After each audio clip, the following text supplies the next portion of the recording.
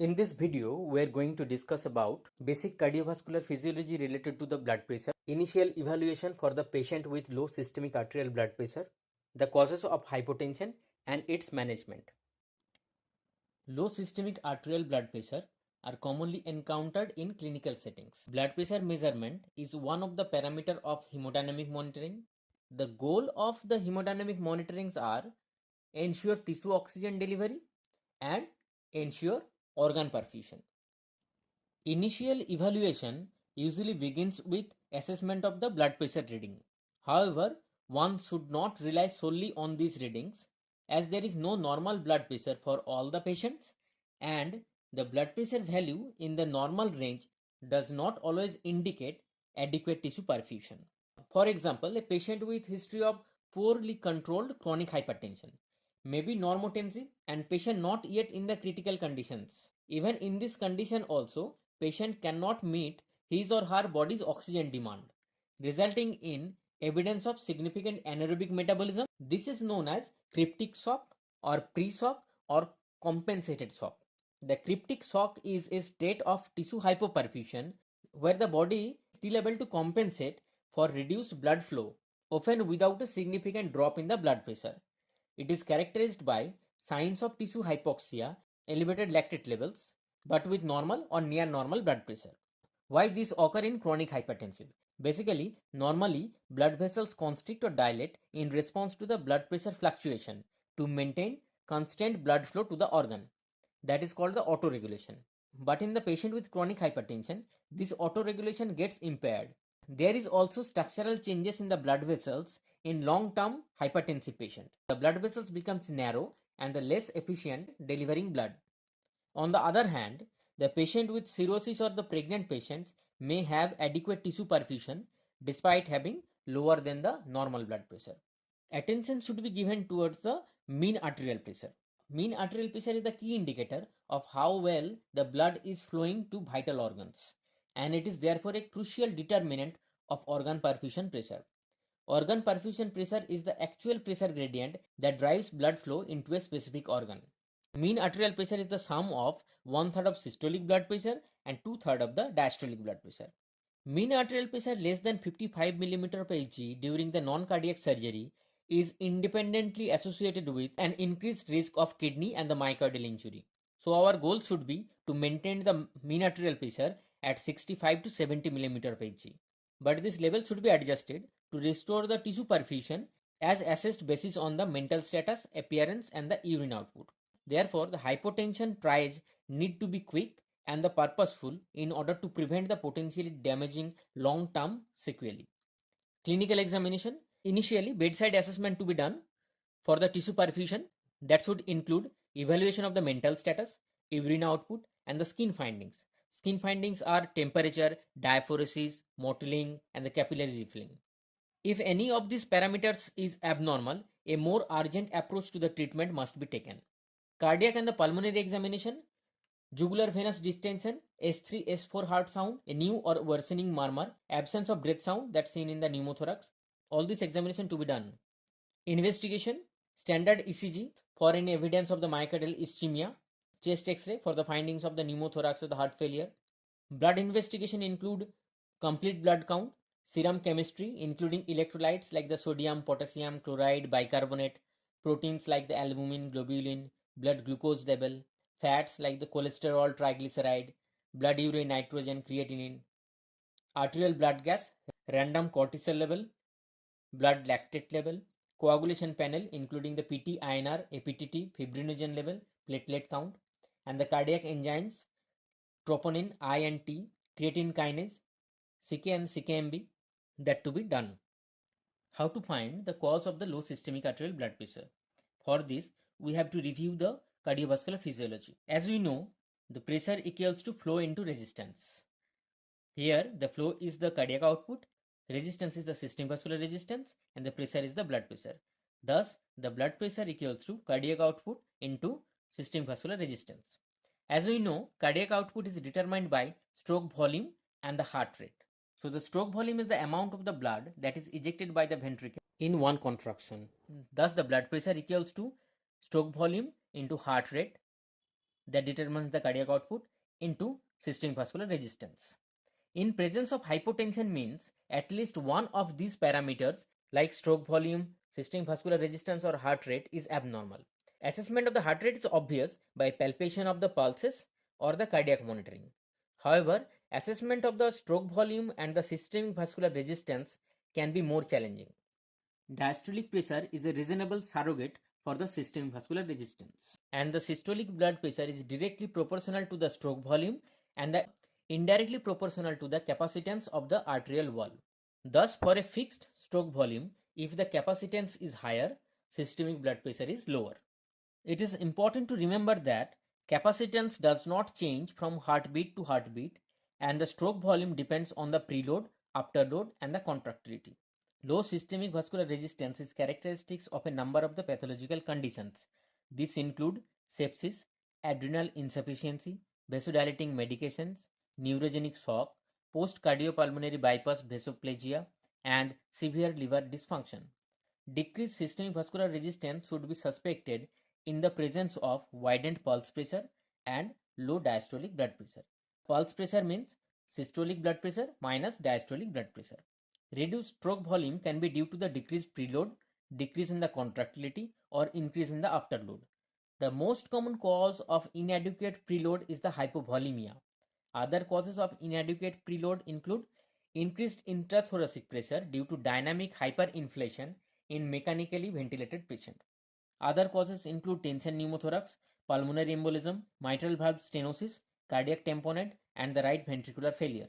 Decreased contractility can be caused by myocardial ischemia or infarction, cardiomyopathy, myocarditis, negative inotropic drugs, myocardial stunning after cardiopulmonary bypass, and the direct myocyte toxins such as the chemotherapeutic agents and the inflammatory mediators.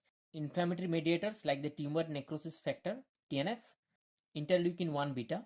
A reduction in the stroke volume can be identified by decrease in the systolic blood pressure and normal or narrow pulse pressure. Hypotension has been associated with higher mortality and the morbidity in a variety of disease states.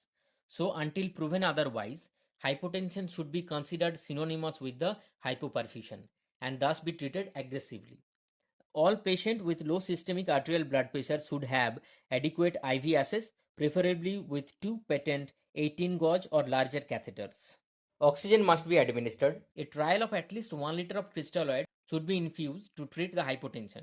One should not discourage the use of the volume expander in the patient who is not perfusing adequately in fear of pulmonary edema.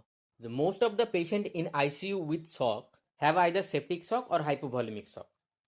Both of these states require intravascular volume resuscitation, and no reliable clinical examination is there to determine the need and the endpoint of fluid administration. There are several tools that aid in the workup of the hypotensive patient. The use of ultrasound to evaluate the inferior vena cava diameter. IBC diameter is measured subcostally, approximately 0.5 to 4 cm below the junction of IBC and the right atrium. The changes in the IBC diameter from the inspiration and the expiration that should be measured, and the patient with a large variation, more than 50% changes in the IBC diameter, will most likely respond to additional volume. The other use of the ultrasound to be focused on the cardiac examination, that echocardiography that can be done to identify the global quality of the contractility, ventricular size and the volume, obvious wall motion abnormalities, significant valvular abnormalities, and the presence of a pericardial effusion. Another method by which the clinician can evaluate the volume responsiveness is the passive leg rise test. In non-intubated supine patient should be kept in supine position. After that, the patient's leg is elevated to 45-degree angle. That causes a rapid temporary increase in the venous return as the leg being raised. This increased venous return in the heart causes the increase in the cardiac output. If the increase in the pulse pressure is more than 9% after the passive leg rise test, that will identify the patient who are likely to respond to additional IV fluid administration.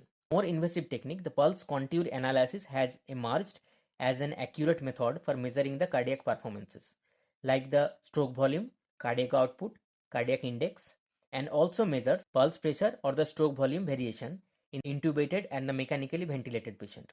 By observing the undulation of arterial line monitor for 30 seconds and observing the variability throughout the respiratory cycle, A decrease in the 30% or more in the stroke volume during the inspiratory cycle correlate with preload responsiveness of stroke volume.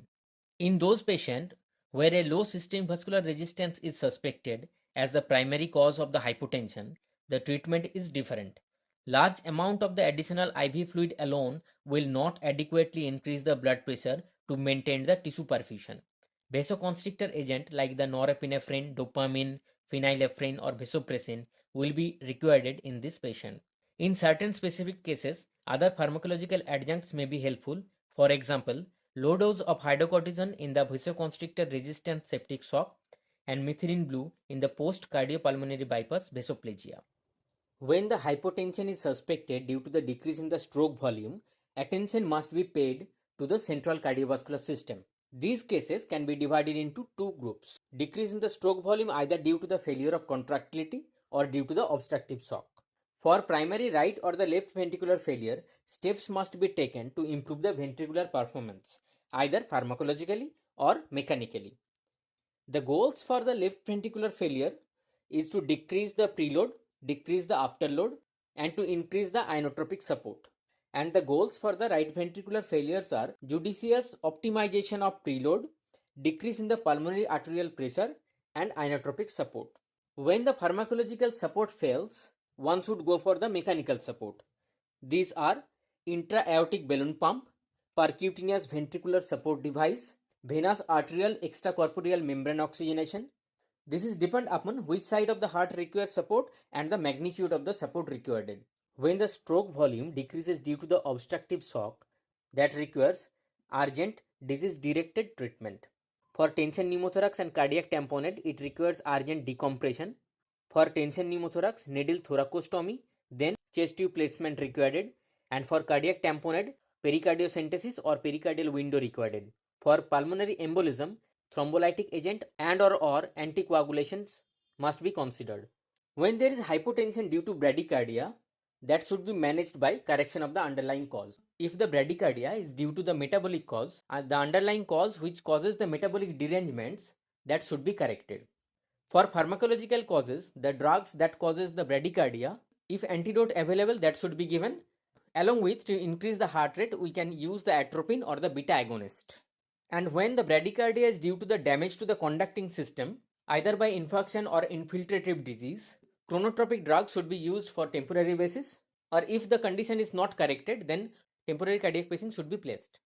Many occurrence of the hypotension may have some qualities of both the decrease in the stroke volume and decrease in the systemic vascular resistance. However, by using a systematic approach, the clinician can rapidly start diagnostic and therapeutic measures needed to treat tissue hypoperfusion. Now let's summarize the whole concept in a flowchart manner. Decrease in the blood pressure, as the blood pressure equals to the systemic vascular resistance into the cardiac output. Now we have to check for the systolic blood pressure, diastolic blood pressure and the pulse pressure. Pulse pressure is the difference between the systolic blood pressure and the diastolic blood pressure. If there is normal or the widened pulse pressure and the low diastolic blood pressure, then the cause for the decrease in the blood pressure is the decreased systemic vascular resistance. And if there is a low systolic blood pressure and the normal or the narrow pulse pressure, then decrease in the cardiac output, mainly the stroke volume, would be the main cause. For decrease in the systemic vascular resistance, the causes are peripheral vasodilation seen in the sepsis, medications, mitochondrial dysfunction as seen in the cyanide poisoning, neurogenic shock, adrenal insufficiency, liver failure, anaphylaxis, post-cardiopulmonary bypass vasoplegia. The treatment for the decreased systemic vascular resistance include fluid administration, vasopressors if needed to maintain the mean arterial pressure more than 65 mm of Hg, antibiotics for the sepsis, steroids in case of adrenal insufficiency, methylene blue for the vasoplegia.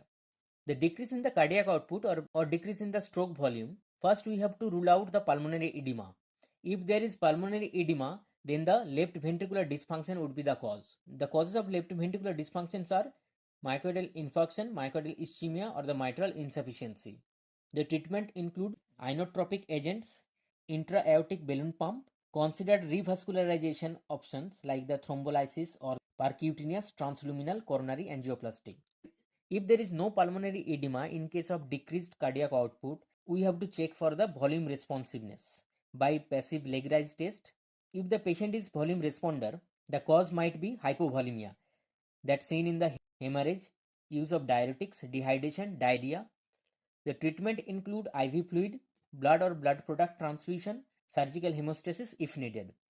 If the patient is not volume responder, then impaired right ventricular output might be the cause. The causes are cardiac tamponade, pulmonary embolus, tension pneumothorax, right ventricular failure.